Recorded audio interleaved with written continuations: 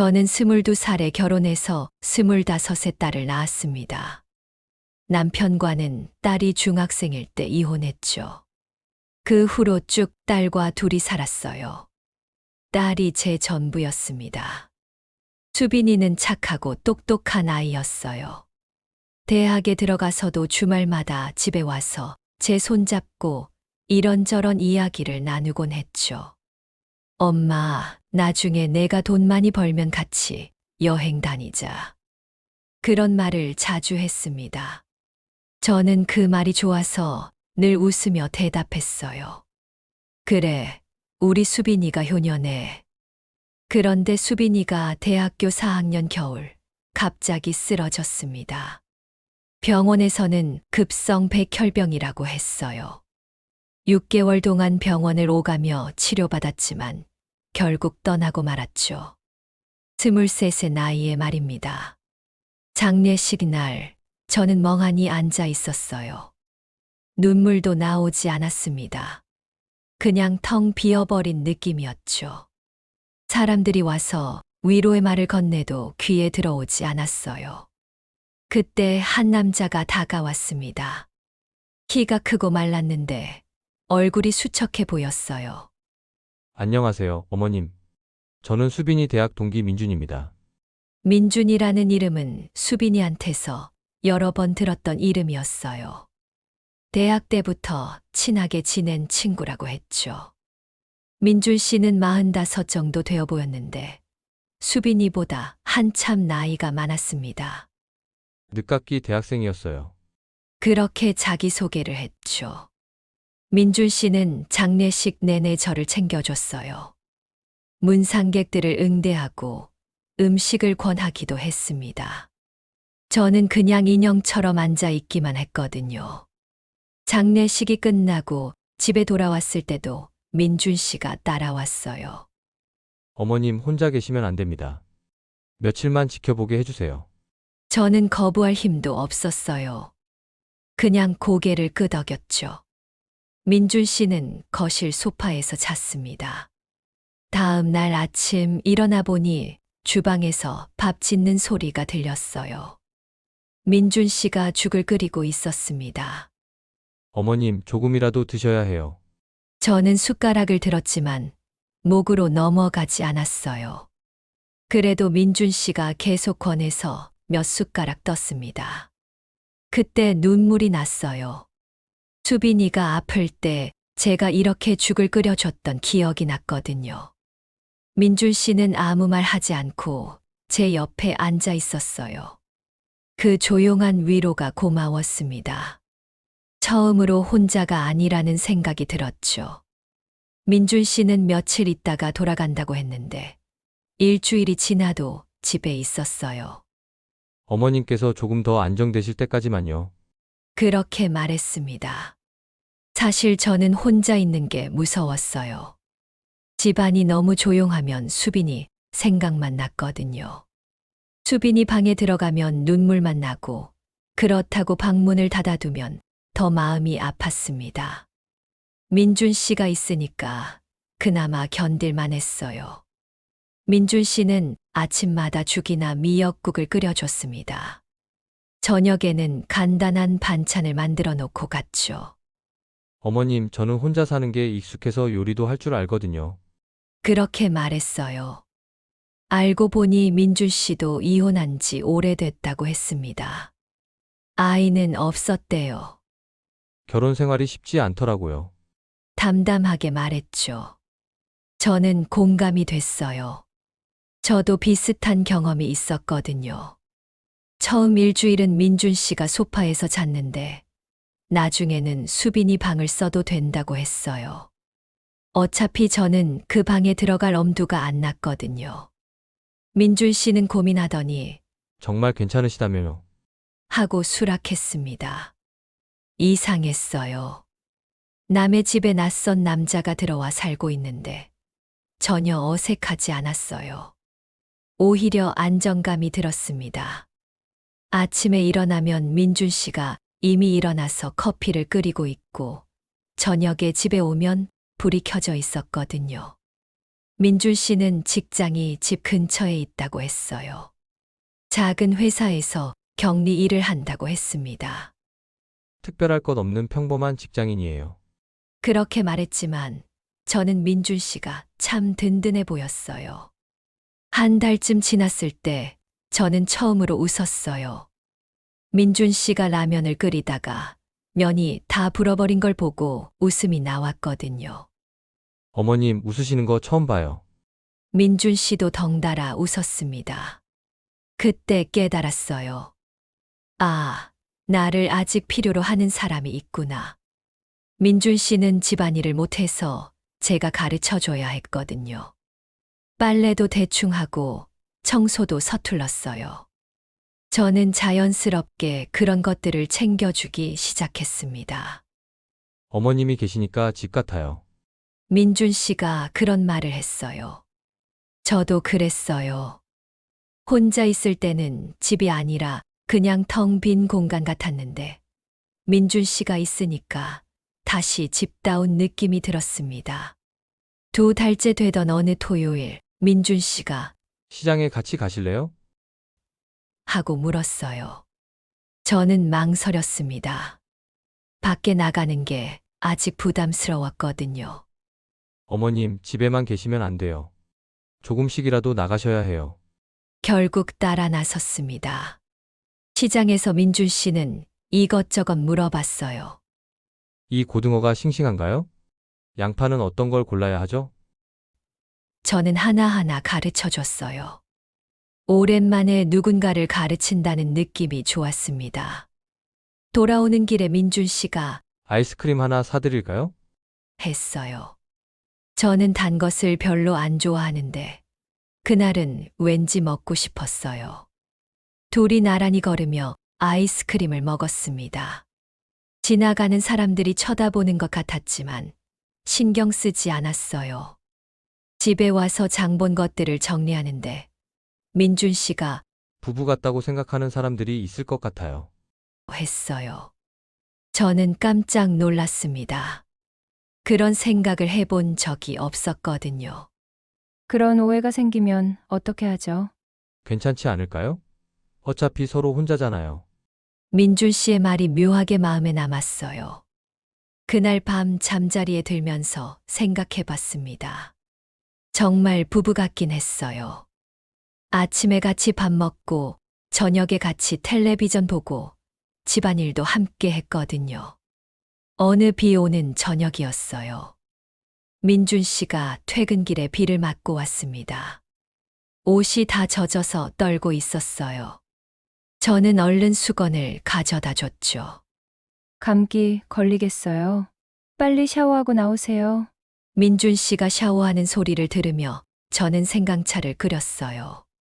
그런데 문득 이상한 기분이 들었습니다. 이 남자를 위해 뭔가를 하고 있다는 게 묘하게 설레었거든요. 민준 씨가 샤워를 마치고 나왔는데 머리가 젖어서 더 젊어 보였어요. 저는 괜히 얼굴이 뜨거워졌습니다. 고마워요, 어머님. 감기 조심하세요. 그날 밤 잠이 안 왔어요. 자꾸 민준 씨 생각이 났거든요. 아니야, 이런 생각하면 안 돼. 수빈이 친구인데.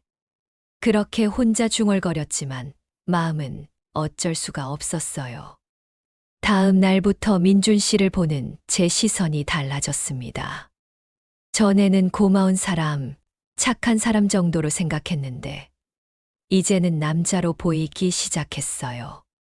넓은 어깨, 다정한 목소리, 은근히 웃는 모습까지. 모든 게 신경 쓰였습니다. 민준 씨와 함께 산지 석 달이 지났어요. 어느 금요일 저녁, 민준 씨가 맥주를 사왔습니다. 오늘은 주말이니까 한잔 하실까요? 어머님도 많이 힘드셨을 텐데. 저는 술을 잘 못 마시는데, 그날은 왠지 마시고 싶었어요. 둘이 거실에 앉아서 맥주를 마셨습니다. 민준 씨가 수빈이 얘기를 꺼냈어요. 수빈이는 정말 착한 아이였어요. 대학교에서도 인기가 많았죠. 그래요? 네, 근데 남자친구는 안 만났어요. 엄마 걱정만 했거든요. 저는 그 말을 듣고 또 울컥했어요. 수빈이가 저 때문에 연애도 제대로 못했구나 싶었거든요. 눈물이 났습니다. 민준 씨가 제 어깨를 가만히 두드려줬어요. 어머님, 수빈이는 어머님을 정말 사랑했어요. 늘 어머님 자랑만 했거든요. 제가 수빈이한테 미안해요. 혼자 키우느라 외롭게 했을 텐데. 아니에요. 수빈이는 행복했어요. 어머님이 있어서 행복하다고 늘 말했거든요. 민준 씨의 위로가 따뜻했어요. 저는 계속 울었습니다.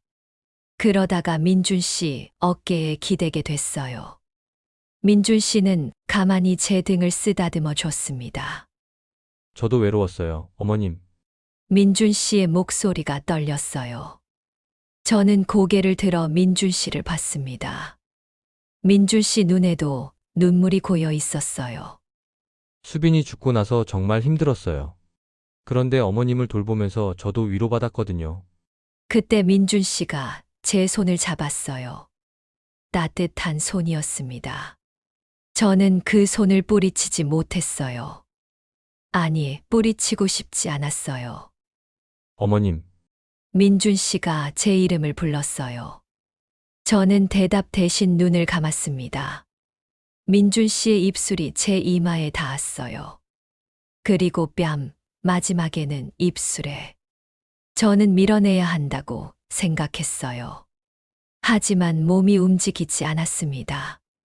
너무 오랫동안 혼자였거든요. 누군가의 따뜻함이 그리웠어요. 그날 밤 저희는 선을 넘었어요. 오랜만에 느끼는 남자의 체온이 낯설면서도 그리웠습니다. 민준 씨는 조심스럽게 저를 대했어요. 마치 깨질 것처럼. 다음 날 아침 일어났을 때 복잡한 기분이었어요. 죄책감과 행복감이 섞여 있었습니다. 민준 씨는 이미 일어나서 아침을 준비하고 있었어요. 어머님 죄송해요. 제가 선을 넘었네요. 아니에요. 저도. 저는 끝까지 말하지 못했어요. 저도 원했다는 말을 할 수가 없었거든요. 수빈이 친구와 이런 관계가 된 게 부끄러웠어요. 하지만 동시에 행복하기도 했습니다. 민준 씨와 함께 생활한 지 4달째 동네 사람들의 시선이 느껴지기 시작했어요. 슈퍼에서 장을 볼 때 아주머니들이 수근거리는 소리가 들렸거든요. 수빈이 엄마 혼자 사는 줄 알았는데 남자가 들어와 살더라. 나이도 어린 남자 같던데. 딸 죽자마자 바로 남자를 들이다니. 저는 얼굴이 화끈거렸어요. 변명하고 싶었지만 할 말이 없었습니다. 사실이니까요. 민준 씨와 저는 이미 그런 관계가 됐거든요. 집에 와서 민준 씨한테 말했어요. 사람들이 이상하게 생각해요. 신경 쓰지 마세요. 어차피 모르는 사람들이잖아요.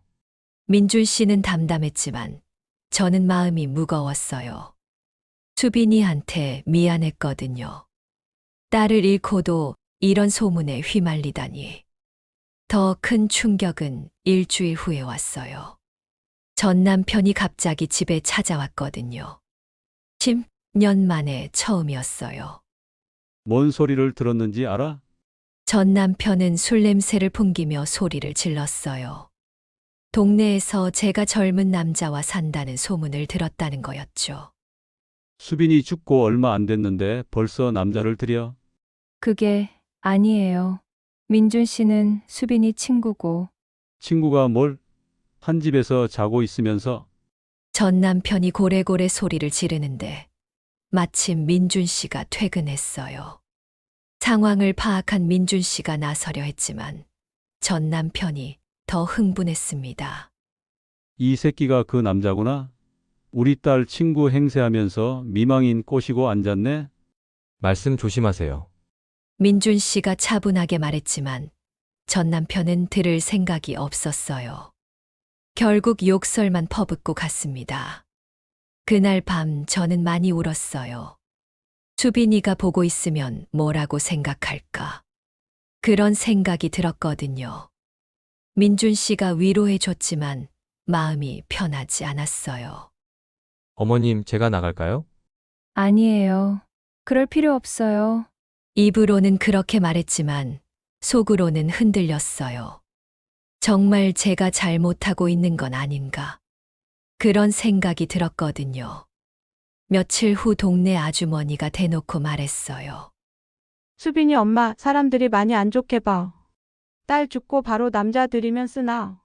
그 말을 듣고 집에 와서 한참 울었어요. 저도 그렇게 생각하는 사람이 있을까봐 무서웠거든요. 민준 씨와 저 사이가 어색해지기 시작했어요. 외부의 시선 때문에 둘 다 조심스러워졌거든요. 민준 씨는 전보다 늦게 들어오고 저는 일찍 방으로 들어갔어요. 그런데 어느 날 저녁 민준 씨가 갑자기 말했어요. 어머님, 제가 고백할 게 있어요.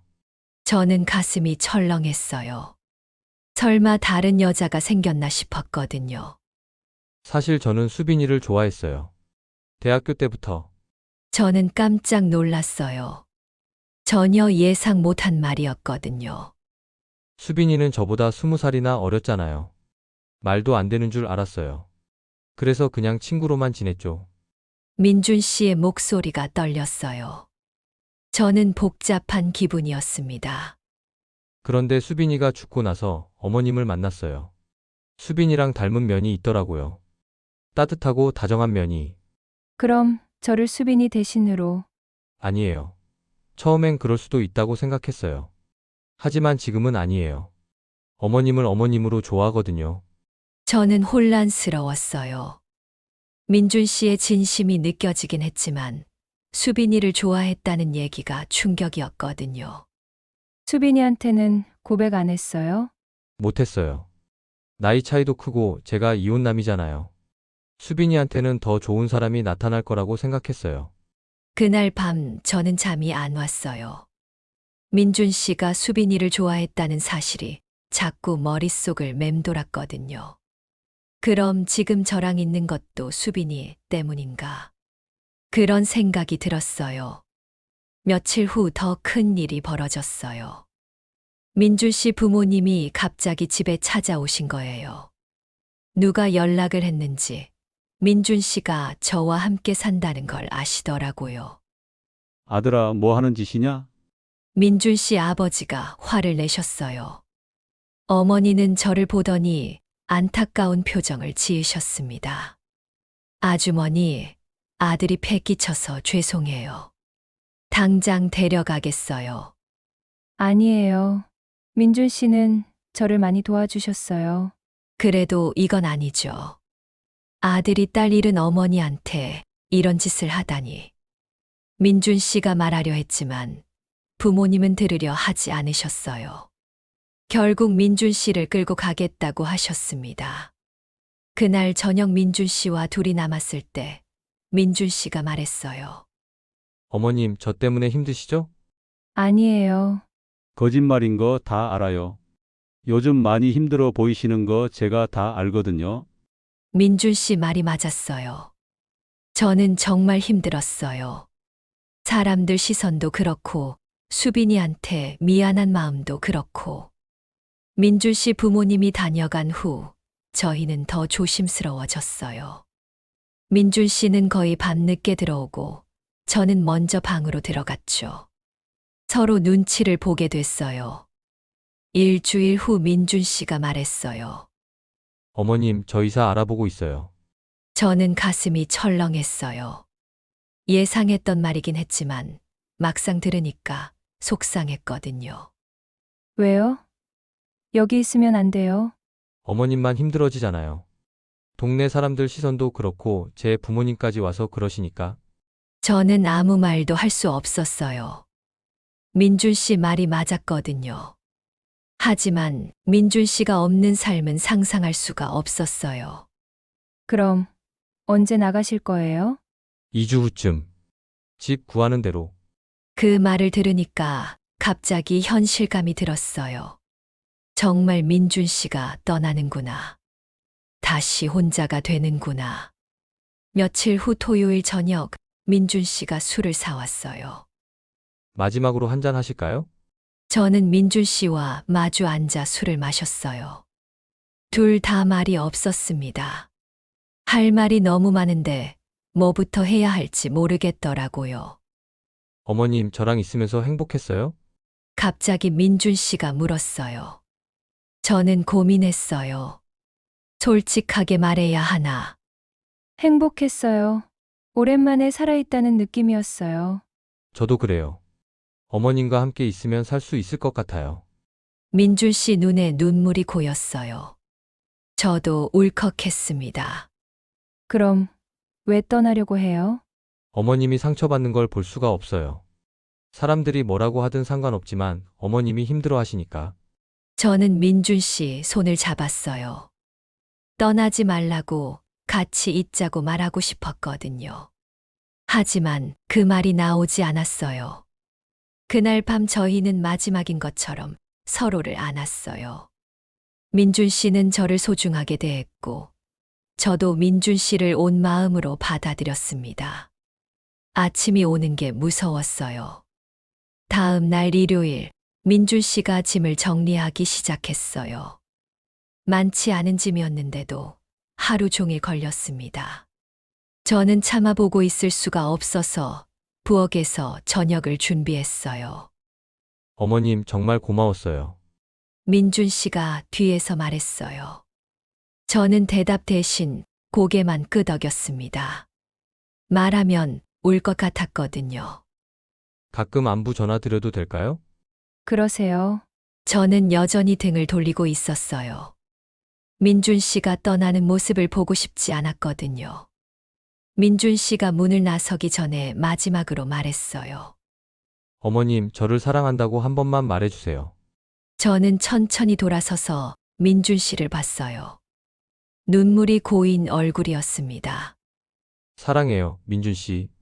그 말을 하고 나니까 후회됐어요. 붙잡고 싶었거든요. 하지만 민준 씨는 미소를 짓고 나갔습니다. 민준 씨가 떠난 후 집은 다시 조용해졌어요. 처음 수빈이를 잃었을 때보다는 낫지만 여전히 외로웠습니다. 하지만 예전과는 달랐어요. 살아야 할 이유를 알게 됐거든요. 민준 씨는 약속대로 가끔 전화를 했어요.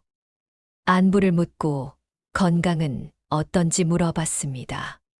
저도 민준 씨가 잘 지내는지 궁금했어요. 새 집은 어떤지, 혼자 밥은 잘 해먹는지. 혼자 사니까 라면만 먹게 되네요.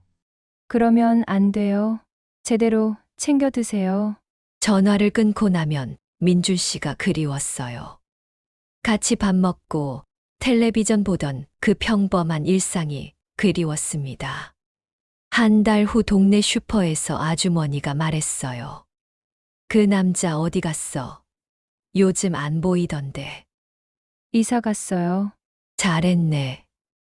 사람들이 얼마나 안 좋게 봤는데.